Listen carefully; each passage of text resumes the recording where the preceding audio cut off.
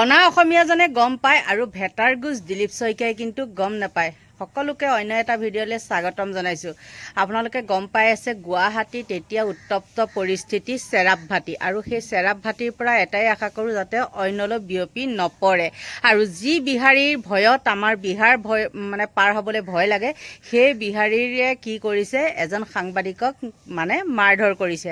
আৰু আপোনালোকক সকলোখিনি বাৰু দেখাই দিম, কিন্তু তাৰ আগতে আপোনালোকক কওঁ, আজি এটা সাক্ষাৎকাৰ চাইছিলোঁ দিলীপ শইকীয়াৰ। সেই ভেটাৰ গুজ সভাপতি হিমন্তই আচলতে যি কৰিছে ঠিকেই কৰিছে। যাক যি স্থানত ৰাখিব লাগে সেই স্থানত তেওঁ অকল চহীটোৰ বাদে অইন একো কামতেই নালাগে। আৰু সেইজনক প্ৰশ্ন কৰোঁতে কৈছে কি তেওঁ গম নাপায়, কিন্তু সেই কেনেবাকৈ ছ'চিয়েল মিডিয়াত তেওঁ দেখিছে সেইখন হুলস্থুল হৈ থকা, তাৰ বাহিৰে কিন্তু তেওঁ গম নাপায়। কিন্তু বিজয় গুপ্তা যিজনক আমি বিহাৰী বুলি কৈ পেলাই কৰিছোঁ, তেওঁ যিয়েই নহওক এষাৰ কথা কৈছে, এইজনতকৈ তেওঁ উন্নত কথা কৈছে। মাত নুফুটিব পাৰে, কথা স্পষ্ট নহ'ব পাৰে, কিন্তু তেওঁ কি কৰিছে কথাখিনি তেওঁ দুখ প্ৰকাশ কৰিছে যে এইটো কোনে অসমীয়া গৌবেগ দিছে তাক আমি বিচাৰ কৰিম। সেইটো কৈছে যে সেইটোৱে বহুতখিনি বুলি ভাবিছোঁ। কিন্তু এই ভেটাৰ গুজজনে আকৌ উল্টা পুল্টা কথা, মতে কি এইবিলাক উচতনিমূলক কাম, কিবা কাম, মুঠতে এওঁলোকে ৰাজনীতিকৰণ কৰে। কথাটো হ'ল সেইটোৱে, সাতে পাঁচেও 12, পাঁচে সাতেও 12, এওঁলোকৰ হ'ল ৰাজনীতিকৰণ। গতিকে বন্ধু বান্ধৱীসকল, মই ইমান দীঘল কৰি গৈ নাথাকোঁ, আপোনালোকক মই সৰু ভিডিঅ' ক্লিপ দুটা দেখাইছোঁ। আপোনালোকে কি বুজি চাওক। আৰু কিন্তু অসমৰ ভৱিষ্যত একদম এতিয়া বহুত বেয়া ফালে গৈ আছে। বিশেষকৈ মদ ভাং ড্ৰাগছে কি কৰিছে, উঠি অহা যুৱচাম শেষ। আৰু সেই মদ ভাং গাঞ্জা এইবিলাকৰ কাৰণেই আজি বিহাৰী আৰু আমাৰ মাজত হৈছে হুলস্থুল। আৰু জিতেন্দ্ৰ হালৈ, সেই জিতেন্দ্ৰ হালৈয়ে আচলতে এইখিনি কৰি আছিলে। য'ত বেয়া কাম যিয়ে নহওক, তেওঁ প্ৰশাসনক চাগে নোকোৱাকৈ থকা নাই। আৰু ওচৰ চুবুৰীয়া মানুহেও হওক বা যাৰ সন্তান বিপথে পৰিচালিত হৈছে, সেই মহিলাসকলে তেওঁ নিজে এটা দিছে, সাক্ষাৎকাৰ দিছে, তেওঁক অৱগত কৰিছে, আৰু সেইকাৰণেহে তেওঁ সেইখিনি পদক্ষেপ লৈছে। বন্ধু বান্ধৱীসকল, চাওক আপোনালোকে এই ভিডিঅ'টো। বা আপোনালোকৰ সংবাদ মাধ্যমত শুনিছোঁ বা বক্তব্যবিলাকো আমি দেখিছোঁ। মই ভাবোঁ যে এইবিলাক অসমখনক অস্থিৰ কৰা যি এটা গতিৰে ৰাজ্যখন আগবাঢ়িবৰ কাৰণে এতিয়া এটা সম্পূৰ্ণ যোজা দ্বিতীয়টো কাৰ্যকালত মুখ্যমন্ত্ৰী ডাঙৰীয়া নেতৃত্বত আৰম্ভ হৈছে। এই সময়তে এই ধৰণৰ কিছুমান কথা বতৰাই যাতে অসমখনত আমাৰ যিসকল লোক আছে তাৰ মাজত যাতে ক'ৰবাত অশান্তি অস্থিৰ পৰিৱেশ সৃষ্টি কৰিব পাৰে, এনেকুৱা এটা পৰিস্থিতি কৰাৰ কাৰণে এচাম লোকে সদায় তৎপৰ থাকে। চৰকাৰে এই বিষয়টো নিশ্চয় গুৰুত্ব সহকাৰে লৈছে বা ল'ব। আৰু ইতিমধ্যে আমি যিখিনি খবৰ গম পাইছোঁ যে হালৈ বোলা যিগৰাকী ব্যক্তি আছিলে, তেখেতে ফেচবুকতো এটা আগতীয়াকৈ তেখেতে এটা পোষ্ট দিছিলে যে কাইলৈ মই 12 বজাৰ বা 1 বজাৰ ভিতৰত চেৰাপভাটিত উপস্থিত থাকিম, তাত সকলো অসমীয়াক আহিবৰ কাৰণে কিবা তেনেকুৱা এটা পোষ্ট দিছে, মই চোৱা নাই। গতিকে এই ধৰণৰ কথাবিলাক অসমীয়া ভাৰতবৰ্ষ বা অসমত থকা সকলো জাতি জনগোষ্ঠীৰ লোকে অসমীয়া, অসমক ভাল পোৱা সকলো অসমীয়া, অসমৰ সুখে দুখে থকা আৱেগ অনুভূতিৰ লগত থকা সকলো অসমীয়া এই কামে। তাত বিহাৰী বেলেগ, বঙালী বেলেগ, হিন্দীভাষী বেলেগ, এইটো মিয়াক সুযোগ কৰি দিয়াৰ বাহিৰে, মিয়াক অসমখনক অস্থিৰ কৰি দিয়াৰ এটা পৰিৱেশ নিৰ্মাণৰ বাহিৰে একো নহয়। মই দুয়োপক্ষকে বিনম্ৰতাৰে আহ্বান জনাইছোঁ যে এই ধৰণৰ কথাবিলাকত আমি নোসোমোৱাই ভাল। আমি এক অসমীয়া হৈ সনাতনী পৰম্পৰাটোক কেনেকৈ শক্তিশালী কৰিব পাৰোঁ সেইটোতে সকলোৱে আজিৰে পৰা যি হ'ল, কালি যদি ক'ৰবাত কোনোবাই ভুলো কৰিছে, মই কোন শুদ্ধ কোন ভুল আজি মই তাৰ নিৰ্ণয় দিব নোৱাৰোঁ বা দিয়া উচিতো নহয়। কিন্তু কথাটো হ'ল কি, এই সময়খিনিত যাতে আমি সকলো এক হৈ থাকোঁ। এই ধৰণৰ কথা বাৰ্তাবিলাকে জাতিটোক ক'ৰবাত নহয় ক'ৰবাত আঘাত কৰিব। গতিকে আমি সকলো সাৱধান হৈ অসমীয়াৰ বৰঘৰত বহিৰাগতৰ দপদপনি।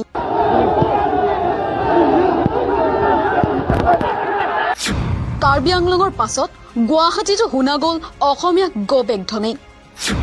অনা অসমীয়াৰ আক্ৰমণৰ বলি হ'ল গণতন্ত্ৰৰ 2 স্তম্ভ।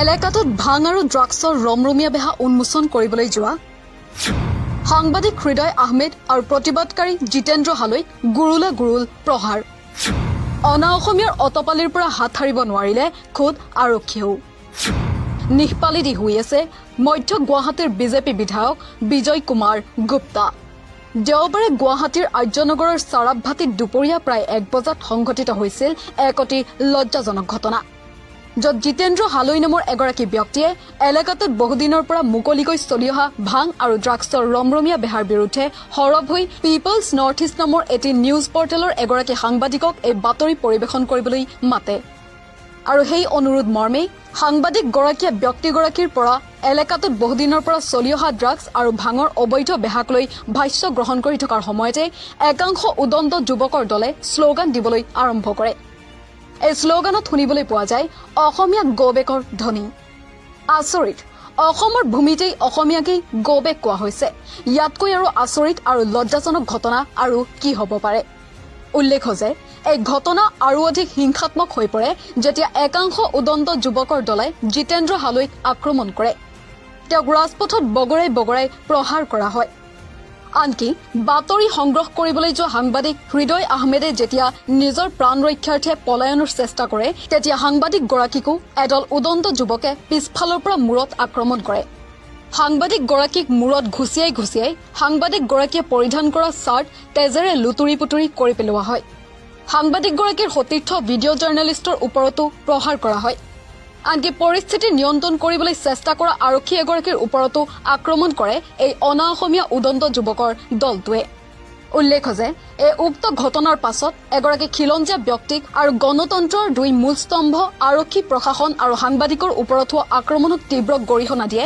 ৰাজ্যৰ বিভিন্ন দল সংগঠনে এই ঘটনাক তীব্ৰ ভাষাৰে গৰিহণা দিয়ে আছুৰ সভাপতি উৎপল শৰ্মা আজিৰ কথাটোত জাতীয় দল সংগঠনসমূহে ইয়াৰ প্ৰতিক্ৰিয়া প্ৰকাশ কৰিছে প্ৰতিবাদ হৈছে সদৌ গুৱাহাটী ছাত্ৰ সন্থাই কামৰূপৰ আয়ুক্ত পুলিচ কমিশ্যনাৰক স্মাৰক পত্ৰ দিছে আৰ্যনগৰত প্ৰতিবাদ হৈছে কিন্তু জাতীয় দল সংগঠনসমূহতকৈ বেছি এই প্ৰশ্নকেইটাৰ উত্তৰ দিব লাগে চৰকাৰখনে অসমৰ মানুহে এমাহ পাৰ হোৱা নাই 102খন আসন দি NDA শাসনলৈ আনিছে হিমন্ত বিশ্ব শৰ্মাই উত্তৰ দিয়া উচিত যে 102খন আসন কি বিহাৰীৰ ওচৰত পিঠি পাতি দিবৰ কাৰণে অসমীয়া মানুহে দিছিল নেকি সেই সমষ্টিটোৰ যিগৰাকী বিধায়ক বিজয় গুপ্তা তেখেতে নিৰ্বাচনৰ আগত খুব মানুহৰ আগত কৈ আছিল তেওঁ খিলাঞ্জীয়া তেওঁ অসমীয়া তেওঁ কিমান খিলাঞ্জীয়া এতিয়া প্ৰমাণ কৰাৰ সময় কালি সেই ঘটনাটোত তেওঁ উদ্বিগ্নতা প্ৰকাশ কৰা এই মুহূৰ্তলৈকে দেখা নাই এটা সামাজিক মাধ্যমত তেওঁৰ পোষ্ট দেখা নাই অসম জাতীয় পৰিষদৰ সভাপতি লুৰিণজ্যোতি গগৈ ৰাইজৰ দলৰ উপদলপতি বেদান্ত লস্কৰ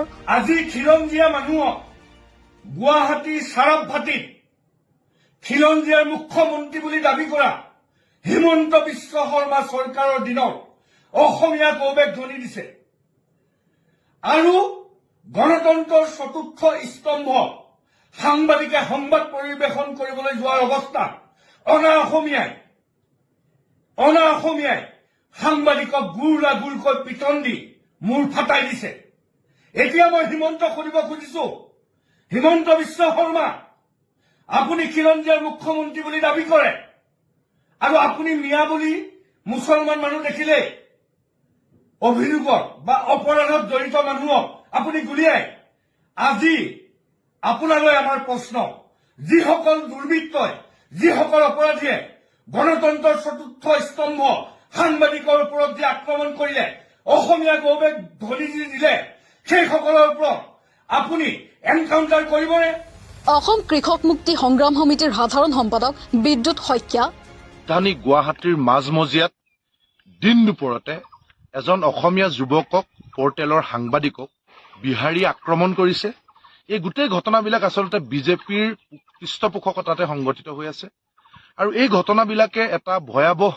অসমীয়া জাতিটোৰ বা অসমৰ ভৱিষ্যতৰ ইংগিত বহন কৰিছে এতিয়া যিটো বিষয়ক লৈ গোটেই গণ্ডগোলটো হৈছে আজি যদি আমি চাওঁ যে মূলতঃ পল্টন বজাৰ উলুবাৰী চেৰাভট্টি ফটাহিল আৰু ভৰলুমুখ এই অঞ্চলবিলাকত মুকলিকৈ মদ ভাং চুলাই মদ আৰু ড্ৰাগছৰ মুকলি বেহা সংঘটিত হৈ আছে পুলিচৰ অজ্ঞাতে মানে সাধাৰণ মানুহে যিবিলাক কথা গম পায় কিন্তু ইমান ব্যাগুম পুলিচ বিভাগ এটাই, য'ত থানাকে থানা, ইন্সপেক্টৰকে ইন্সপেক্টৰ, পুলিচ, তাকো স্মাৰ্ট পুলিচ বুলি কোৱা হয় গুৱাহাটী।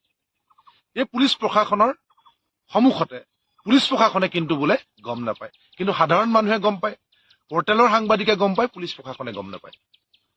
নে এতিয়া আমি যদি চাওঁ যে পুলিচ প্ৰশাসন বুলি ক'লে যিজন মানুহৰ কথা আহে, সেই মানুহজন হৈছে ডক্টৰ হিমন্ত বিশ্ব শৰ্মা। ডক্টৰ হিমন্ত বিশ্ব শৰ্মা যোৱা 10টা বছৰ কেৱল মুখ্যমন্ত্ৰী নহয়, গৃহ বিভাগৰো দায়িত্বত আছিল।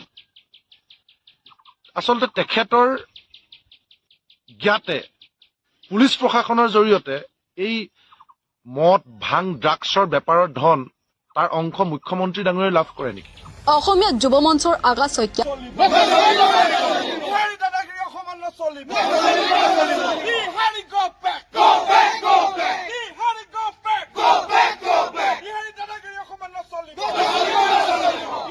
আৰু গুৱাহাটী প্ৰেছ ক্লাবেও। পিছে এই নিন্দনীয় ঘটনাক লৈ সামাজিক মাধ্যমত এটাও পোষ্ট বা লেখনি পোৱা নগ'ল মধ্য গুৱাহাটীৰ বিধায়ক বিজয় কুমাৰ গুপ্তাৰ।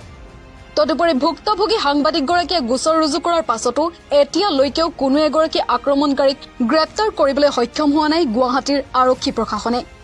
উল্লেখ্য যে কালি নিশা সমাজকৰ্মী সুকুমাৰ বৰ্মনে আৰ্যনগৰৰ সেই উক্ত এলেকালৈ গৈ এই ঘটনাক তীব্ৰ গৰিহণা দিয়ে।